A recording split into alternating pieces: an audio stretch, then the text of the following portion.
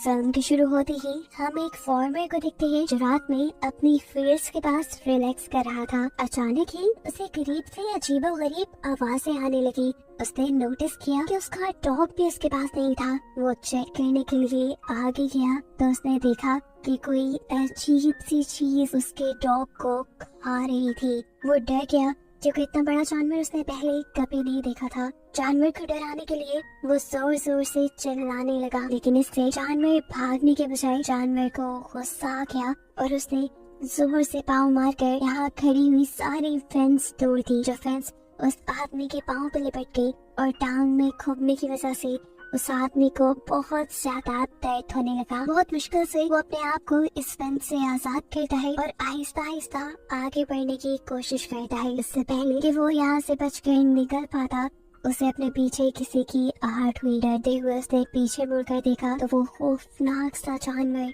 अपने खून से सने हुए मुंह के साथ उसे देख रहा था। वो फार्मर डर गया और वो जानवर उसे खींचते हुए अंधेरे में ले गया और बाद में उसे मार डाला। अब सीन कट होकर हमें एक कपल को दिखाया जाता है जो जंगल में कैंपिंग के लिए आया हुआ था।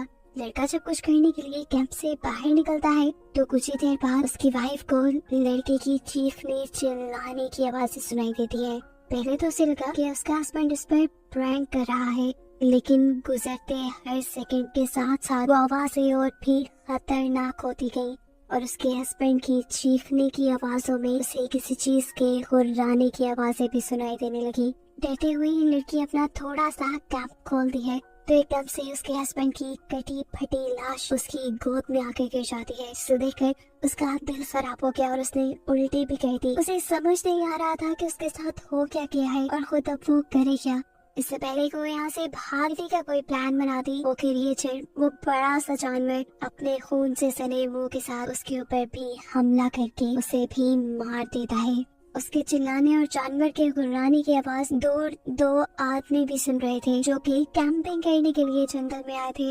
ये लोग अब उस चीज को चेक करने के लिए इन कैंप्स के करीब आते हैं तो इन्हें यहाँ पे एक बहुत बड़ा बोर यानी एक बहुत बड़ा पिग दिखाई देता है। उस आदमी को लगा कि शायद उसे हेलुसिनेशंस हो रही है। इतना बड़ा पिग उसने आज से पहले कभी नहीं देखा था। वो अपने फ्रेंड से कहता है, मुझे लग रहा है मैं कुछ ज्यादा ही ड्रंक हूँ क्योंकि मुझे वहाँ पर एक बहुत बड़ा एक जायंट पिग दिख रहा है। ये सुनकर उसका दूसरा दोस्त उसके हाथ से उसकी शॉटगन ले लेता है और देखकर अपने दोस्त को ही कंफर्म करता है कि वहाँ पे एक जायंट पिग यानी बोर ही है। उसने पिग को निशाना लगाने के लिए जैसे ही शूट किया तो उसका निशाना चूक गया क्योंकि उसकी नजर कमजोर थी और अगली मर्तबा देखने पर वो पिग बाहर रहा भी नहीं था। पिग के जाने के बाद ये लोग भी उस टैंक तक जाते हैं जहाँ जाकर इन्होंने देखा कि कपल की कटी फटी लाशें पड़ी थी जिनकी हालत उस पिग ने की थी और ये दोनों अब मर चुके थे। यहाँ का बाकी सामान देखते हुए केन को लगता है कि यहाँ पर 4 लोग होंगे और जरूर बाकी 2 कहीं भाग गए होंगे। वो अपने दोस्त ब्लू से कहता है, तुम जाओ जाकर शहर से मदद मांग के लाओ, मैं यहाँ पर रहकर बाकी सर्वाइवर्स को ढूंढता हूँ।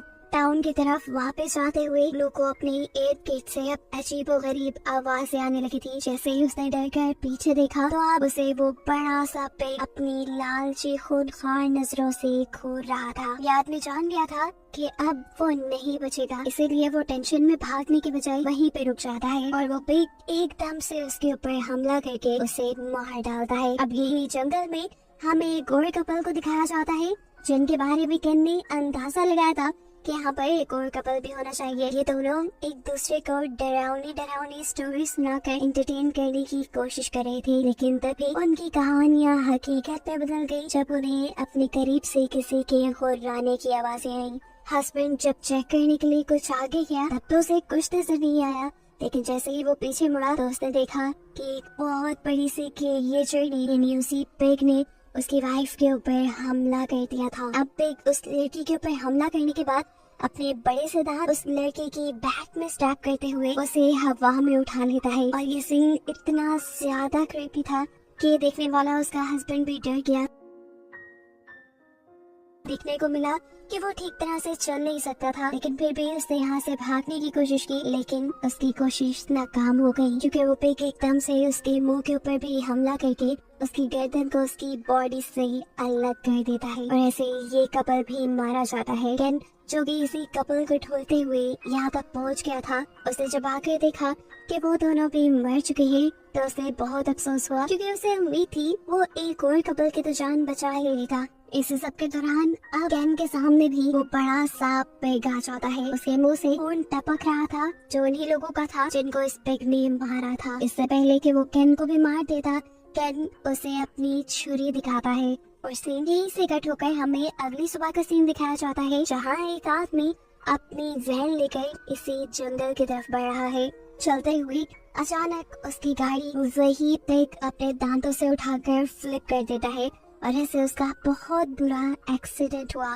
इस गाड़ी के एक्सीडेंट की आवाज दूर तक फैली और हमें दिखाई दिया कि जो भी इस कार में था उसकी सिस्टर की फैमिली यही करीब कैंपिंग करने के लिए आई हुई थी और वो ये बात जान गए कि जरूर ये उसकी भाई की कार का एक्सीडेंट हुआ है। इस आदमी का नाम था बर्नी। अब वो लड़की अपने हस्बैंड और अपने सन इन लॉ को अपने भाई की खबर लेने के लिए भेजती है। देखने को मिलता है कि बर्नी को ज्यादा चोट नहीं आई थी, लेकिन उसकी कार का बहुत बुरा हाल हो गया था और उसकी कार के पीछे उसे कुछ बाल भी नजर आ रहे थे, जिसका साफ मतलब था कि उसकी कार पर किसी जानवर ने हमला किया था। वो इस कार से बाहर निकलना चाह रहा था, लेकिन उसका डोर बहुत बुरी तरह बंद हो गया था, इसलिए मुश्किल से पाँव मार मार कर वो अपनी कार को खोल लेता है।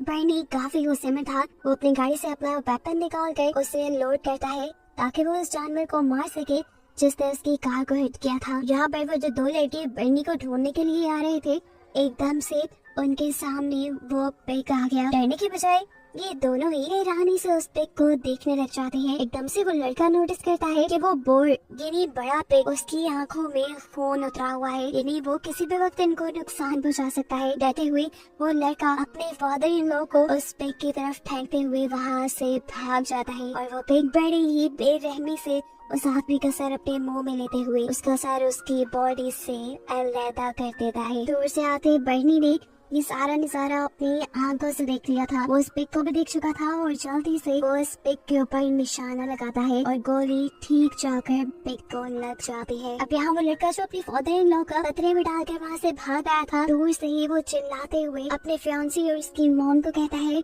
भागो यहाँ से भागो, यहाँ खतरा है। लेकिन कोई उसकी बात भी की नहीं करता। वो लड़की उसे अपने डैड के बारे में पूछती है। वो लड़का बताता है कि उसके ऊपर एक बहुत बड़े बॉय ने हमला कर दिया है और वो मर गया है। लेकिन यहाँ ये दोनों खड़ी हुई हंस रही थी क्योंकि उन्हें लगा कि वो लड़का मजाक कर रहा है। लेकिन अगला ही सेकंड उनका ये ख्याल बदल गया, क्योंकि पिग भागते हुए आकर उस लड़के को अपने मुंह में पकड़ते हुए वहाँ से भाग जाता है और वो लड़का उसके मुंह के अंदर ही मारा जाता है। ये सीन इतना खतरनाक था कि ये लोग पागल हो गए। वो लड़की अपने फियांसे की मौत देखकर बहुत ही ज्यादा परेशान हो चुकी थी। उसकी मॉम उसे यहाँ से ले जाने की कोशिश करती है, लेकिन जब वो नहीं जाती तो ठीक वक्त पर बर्नी यहाँ आकर इन तीनों को यहाँ से ले जाता है। वक्त बहुत कम था।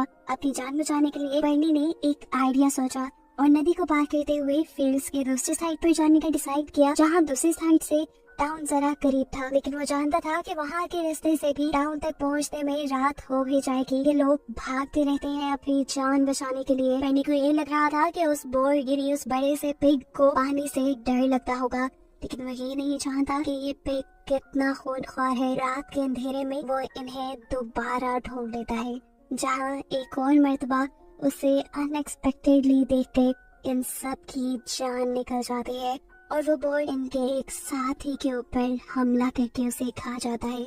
वो तो मर गया था, लेकिन इन्हें भागने का मौका मिल गया। बर्नी की बहन अपने बेटे की मौत से बिल्कुल टूट रही थी, लेकिन बर्नी उसे जबरदस्ती लेकर भागता है और यहाँ उनकी किस्मत चल जाती है।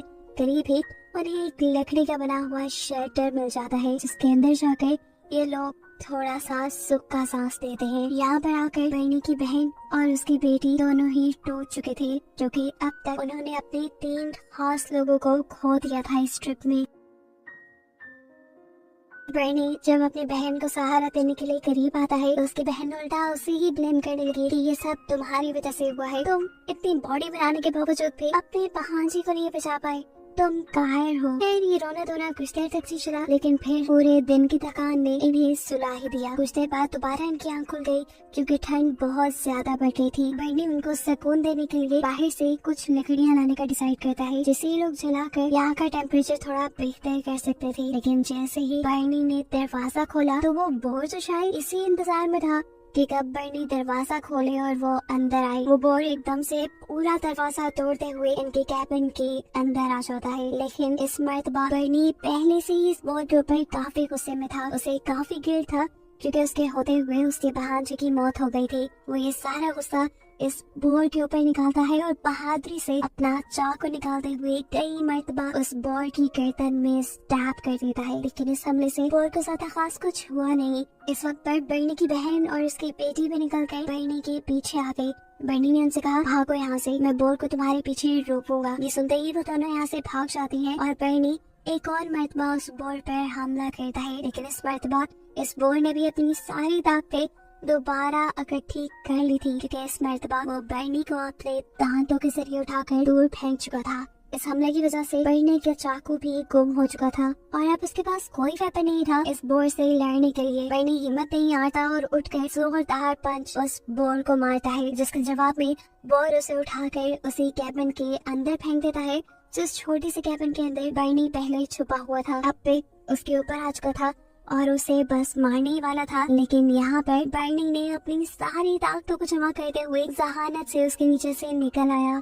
वो इस कैबिन में रखी हुई हर ऊटपटांग चीज को बोर को मारते हुए उससे अपनी जान छुड़वाने की कोशिश करता है, जो उसके हमले थोड़े से उस पर असर भी करती है और बोर कैबिन से बाहर निकल आता है। अब बर्नी इस बोर का किस्सा तमाम करना चाहता था, इसलिए वो यहाँ पर एक लोहे की चीज उठाता है और जैसे ही बोर को मारने के लिए आगे बढ़ता है तो बदकिस्मती उसकी कि उसका पाँव स्लिप हो गया और वो ठीक जाकर गिरा उसी पिग के नीचे। अब पिग उसे कहाँ छोड़ने वाला था, वो अपना क्लॉ यानी अपना पाँव बर्नी के ऊपर रखकर उसे बुरी तरह जख्मी कर देता है। उसके बाद उसने बर्नी के साथ क्या किया ये नहीं दिखाया जाता, लेकिन सीन कट होकर हमें दिखाया जाता है कि बर्नी की सिस्टर और उसकी बेटी बहुत ज्यादा डरे हुए थे। भूख और सर्दी से बुरा हाल था उनका। ये लोग फैसला करते हैं कि अब ये लोग आग जलाएंगे, क्योंकि अगर ये मॉन्स्टर से बच गए तो ये सर्दी उन्हें मार देगी। आग तो ये लोग जला लेते हैं, लेकिन कुछ ही देर बाद वो मॉन्स्टर भी इनके सामने आ जाता है, जिसको आग ने ये ट्रिप किया था। ये लोग डर गए, इन्हें समझ भी नहीं आ रही थी कि मॉन्स्टर से बचने के लिए क्या करें। ये लोग अपने हाथ में पकड़ी हुई छोटी छोटी सी मशाल से ही उस मॉन्स्टर को डराने की कोशिश करते हैं, लेकिन इन सब का उसके ऊपर कोई फायदा नहीं होता और वो यहाँ पर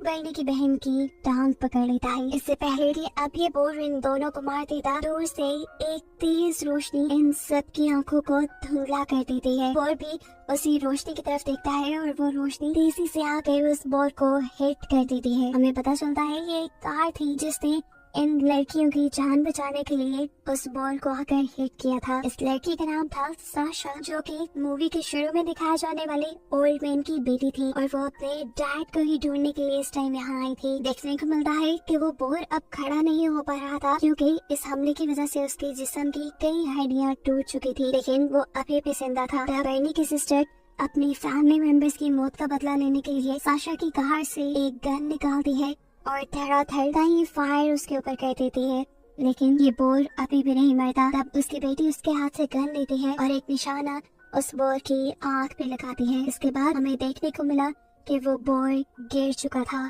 उसने हिलना बंद कर दिया था, शायद वो मर गया। ये लोग अब और खतरा मोल नहीं ले सकते थे। जल्दी से ये लोग साशा की कार में बैठते हैं और इस जगह से बाहर निकलने की कोशिश में लग जाते हैं। रास्ते में इन्हें बर्नी में दिख जाता है, जिसके बारे में सबको लग रहा था कि वो मर गया होगा, लेकिन वो बहुत ज्यादा जख्मी था। ये लोग यहाँ से बाहर निकल जाते हैं ये सोचते हुए कि इन्होंने उस बोर को मार दिया और अब खतरा टल गया, लेकिन ऐसा नहीं था, क्योंकि दो जिंदा बोर अभी भी इनको जंगल से जाता हुआ देख रहे थे और आगे इनके साथ क्या होने वाला था, इसी मिस्ट्री के साथ ये मूवी यहीं पर एंड हो जाती है।